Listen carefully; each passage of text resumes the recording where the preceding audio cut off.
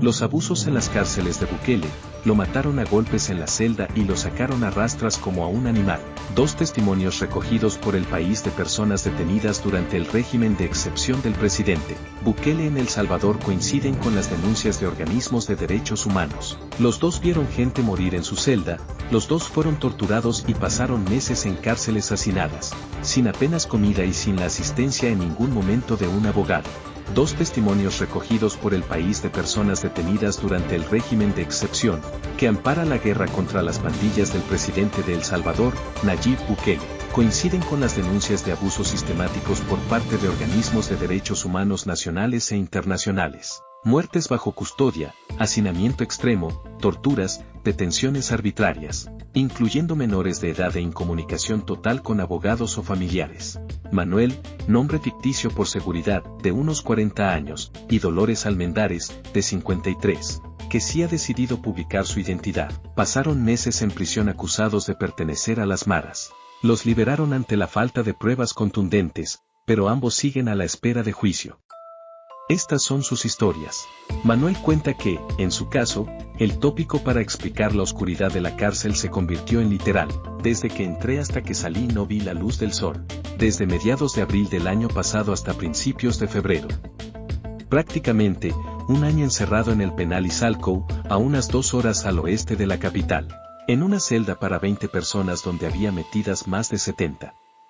Ante la falta de espacio, los presos se turnaban para dormir sentados en tandas de 2 o 3 horas. Había un solo retrete. Era habitual que solo recibieran una comida al día, 2 tortillas y una cucharada de frijol. Entre los compañeros de celda había una persona diabética.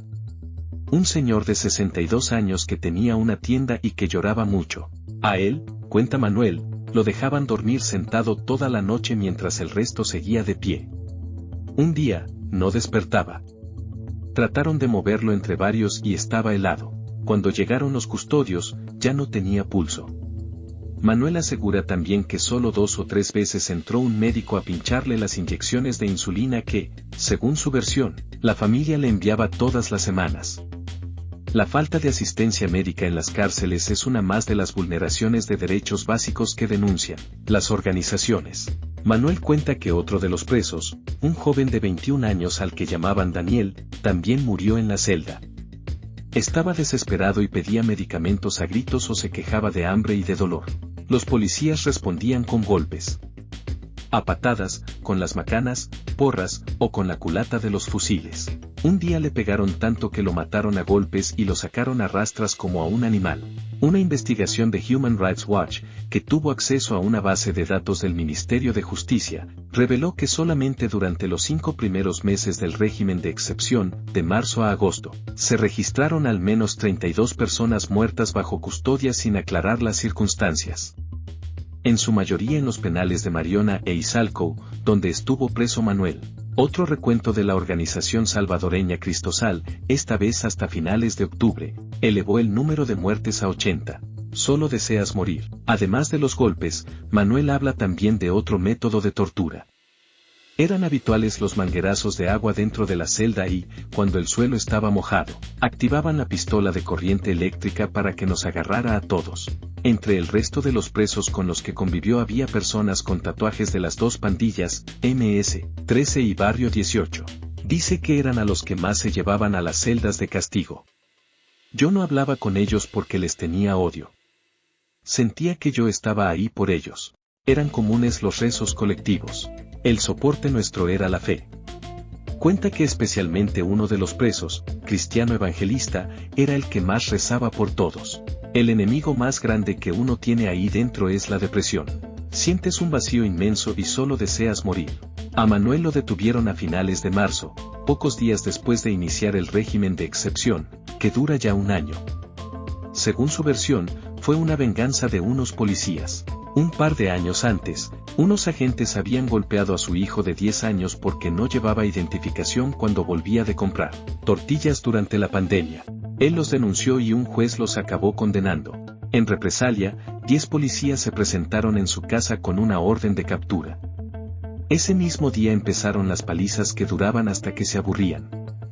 Le rompieron 2 costillas, pero lo que más le dolió a este administrativo, que hasta su detención trabajaba en una oficina rellenando documentos de Excel y haciendo fotocopias, es que lo presentaron ante la prensa como a un pandillero detenido bajo cargos de extorsión, homicidio y pertenencia a organización terrorista. El operativo de Bukele está logrando el objetivo de reducir la violencia y desarticular a las pandillas, pero también está rodeado no solo de denuncias de abusos a los derechos humanos, sino de un cerco cada vez más grande de opacidad. Son casi 63.000 detenidos, según un recuento a finales de enero del ministro de Justicia y Seguridad, Gustavo Villatoro. La cifra no es casual. Corresponde al número estimado de pandilleros en un país de apenas 6 millones de habitantes. Desde el inicio del régimen, policías críticos han revelado que les imponen cuotas para alcanzar ese número simbólico de detenciones al que el presidente hace constantes referencias. Del total de reclusos han sido liberados un 5%, según declaraciones del propio presidente. Las organizaciones de derechos humanos del país denuncian que apenas un tercio de los detenidos tienen vínculos comprobados con las pandillas, y que tipos penales como el de pertenencia a organización terrorista son tan amplios e imprecisos que abren la puerta de detener prácticamente a cualquier persona. Te puedo pegar un tiro ahora mismo. A Dolores la detuvieron 5 policías el 6 de mayo del año pasado acusada de extorsión. Me dijeron que mis hijos cobraban la renta a los comercios y yo juntaba el dinero. Cuenta esta ordenanza del Ayuntamiento de Cuscatancingo, un municipio de la periferia norte de San Salvador. Explica que le dieron un acta con los cargos, pero que ella no la firmó porque no tenía ninguna prueba. Pidió ver a un abogado, pero no tuvo asistencia legal en los 5 meses que pasó encarcelada. Dolores, miembro de un sindicato, denuncia que su detención fue motivada por liderar varias huelgas para que les dieran uniformes y les subieran el sueldo en su trabajo. Una vez en la comisaría, la metieron en el calabozo con muchachas que estaban bien manchadas. Algunas tenían la MS tatuada en la frente. Dice que no sintió miedo porque ella nunca ha pertenecido a nada de eso.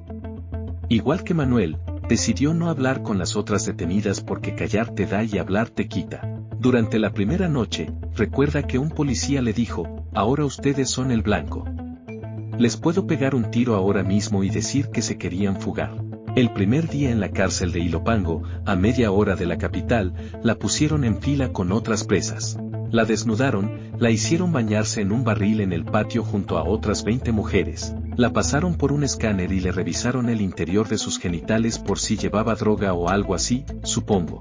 Dolores pasó 22 días en una galería de 150 metros cuadrados con techo de lámina y las paredes de reja metálica.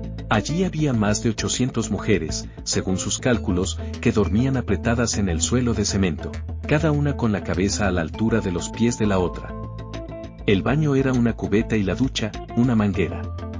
La comida era pasta reseca de frijol. Una de las presas, la niña Esmeralda, tenía un tatuaje con el símbolo de infinito debajo de la nuca. Dolores recuerda que todo lo que comía, lo vomitaba. Además, sufría de diarrea y acabó muriendo deshidratada. Cuando perdió el conocimiento, la cargaron entre varias reclusas porque estaba gordita. Se la llevaron las policías y nunca la volvieron a ver. Nos dijeron que se murió de camino al hospital. Las organizaciones de derechos humanos denuncian también que las autoridades no están notificando el fallecimiento de los presos. Existen incluso denuncias de familiares que han encontrado el cadáver de sus parientes detenidos en una fosa común. Dolores aún pasó 3 meses más en el penal de Apanteos, a 1 hora y media de la capital. Ahí nos trataron un poco mejor. Podíamos salir 1 hora al patio, nos daban 3 comidas y entraban a veces algunos curas. Durante todo el tiempo que pasó encarcelada, tuvo 2 audiencias telemáticas. Sin la presencia de testigos ni abogados. La soltaron a mediados de septiembre y tiene que presentarse en la comisaría cada 2 semanas. El juicio está fijado para el 8 de diciembre, pero su abogado le ha dicho algo que todavía no tiene muy claro si debe darle esperanza. Si se termina el régimen antes, los que hemos salido quedaremos libres del todo.